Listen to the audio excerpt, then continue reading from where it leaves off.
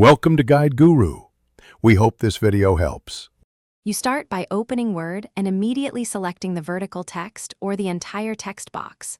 Once selected, make sure you're on the Home or Layout ribbon so the tools are visible. You'll use the Format Shape or Text Direction options next. This is where Word stores orientation controls. Go ahead and keep the selection active because changing direction requires that selection. Also, save or duplicate the file now to avoid losing layout changes if you need to revert. Once done with selection, click Text Direction in the Layout or Table Tools ribbon. This flips orientation immediately. If the text is inside a text box, right-click and pick Format Shape, then Text Options and Text Box to find text direction there.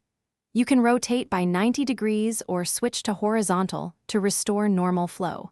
If the text remains cramped, adjust margins and internal text box, padding in the same panel, so line breaks and spacing return to readable form.